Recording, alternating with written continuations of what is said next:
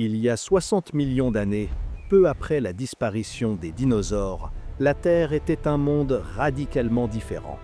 Les tropiques s'étendaient bien au-delà de l'équateur, les températures grimpaient à des niveaux étouffants et dans les marécages denses de l'Amérique du Sud, un prédateur absolu régnait en maître, le titanoboa. Colossal, terrifiant, le plus grand serpent qui ait jamais existé. Mais alors, comment une créature aussi gigantesque a-t-elle pu exister? Et surtout, que nous révèle-t-elle sur les limites de la vie sur Terre? Les chercheurs estiment que le titanoboa a vécu il y a environ 58 à 60 millions d'années, pendant l'époque du Paléocène, dans ce qui est aujourd'hui la Colombie. C'était une période de renaissance après l'extinction des dinosaures, marquée par une chaleur tropicale extrême, une humidité constante et une végétation luxuriante. Pour prospérer dans cet environnement surchauffé, le titanoboa a développé des dimensions qui défient l'imagination et qui le rendaient presque invincible. À première vue, on pourrait penser qu'un grand serpent reste un serpent. Mais avec le titanoboa, tout change. Les fossiles découverts en 2009 dans la mine de Cerreón réveillent une créature monumentale.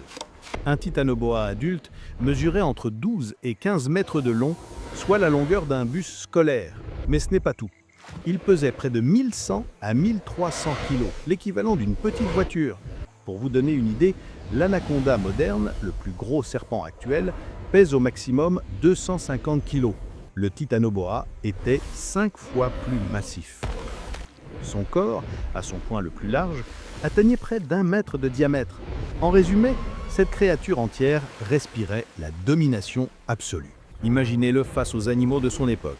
Crocodiles géants, tortues massives de 3 mètres, poissons énormes dans les rivières boueuses. Le titanoboa chassait ces créatures dans l'eau trouble, utilisant sa taille et sa force pour écraser ses proies.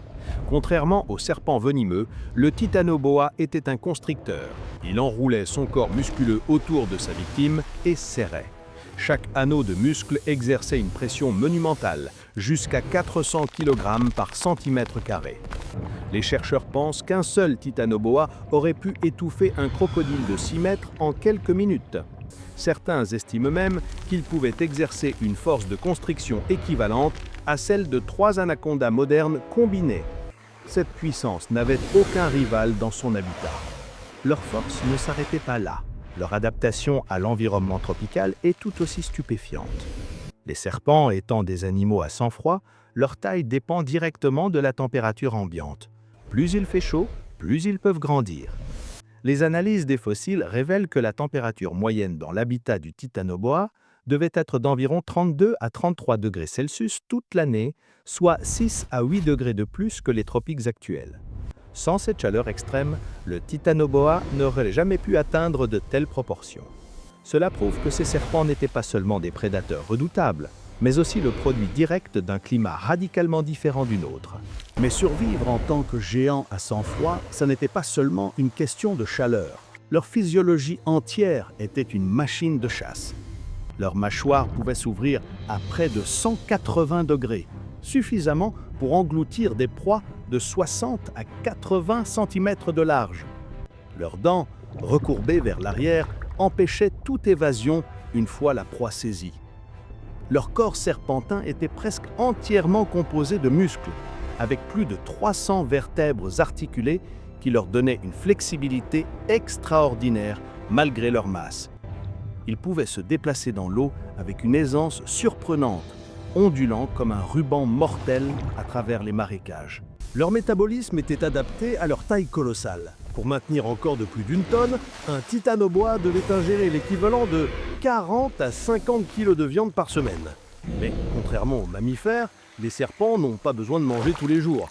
Après un repas copieux, un crocodile entier par exemple, le titanoboa pouvait rester immobile pendant des semaines, digérant lentement dans les eaux chaudes. Leur estomac sécrétait des acides puissants, capables de dissoudre os, écailles et carapace. En clair, le titanoboa était un prédateur patient, capable de jeûner longtemps, mais dévastateur quand il passait à l'action. Leur comportement aussi était probablement fascinant. Bien qu'on ne puisse pas étudier directement leur mode de vie, les comparaisons avec les anacondas et les pythons modernes donnent des indices. Le titanoboa passait sans doute la majeure partie de son temps dans l'eau ou près des berges, utilisant sa masse pour se stabiliser dans les courants.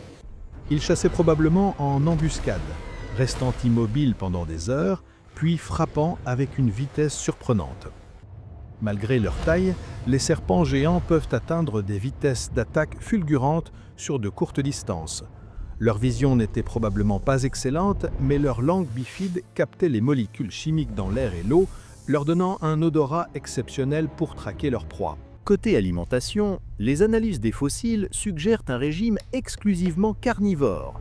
Crocodiles, tortues géantes, gros poissons, peut-être même des mammifères primitifs qui s'approchaient trop près de l'eau. Tout ce qui bougeait et avait la taille appropriée était une proie potentielle. Mais ils ne dédaignaient probablement pas les charognes quand l'occasion se présentait. Et contrairement à l'image de monstres aveugles, le titanoboa était un prédateur stratégique, utilisant son environnement à son avantage. Alors, qu'est-il arrivé au titanoboa? Pourquoi a-t-il disparu il y a environ 58 millions d'années? Les hypothèses convergent vers un facteur principal, le climat. Lorsque la Terre a commencé à se refroidir progressivement après le Paléocène, les températures tropicales ont baissé. Pour un serpent géant à sang froid, cela a été catastrophique. Sans la chaleur extrême nécessaire pour maintenir leur métabolisme, les titanoboa ne pouvaient plus atteindre de telles tailles. D'autres avancent que la transformation de leur habitat, avec l'assèchement de certains marécages et l'évolution de la faune, a réduit leur source de nourriture. Il est aussi possible que ce soit une combinaison des deux, un refroidissement climatique ajouté à une compétition croissante avec d'autres prédateurs. Mais ce n'est pas toute l'histoire, car en réalité, le titanoboa nous a laissé un héritage scientifique immense. Sa découverte a révolutionné notre compréhension du climat ancien.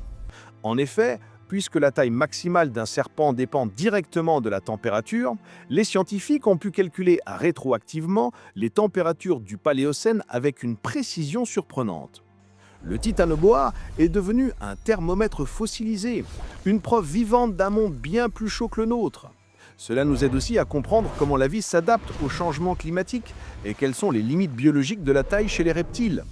En un sens, le titanoboa continue d'enseigner aux scientifiques des millions d'années après sa disparition.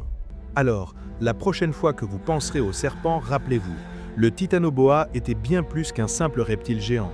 Il était le maître absolu de son écosystème, un témoin d'une Terre radicalement différente et un rappel que la vie peut atteindre des proportions inimaginables dans les bonnes conditions. Il était le produit d'un monde ancien et il demeure, d'une certaine manière, un avertissement sur la puissance du climat et ses effets sur toute forme de vie.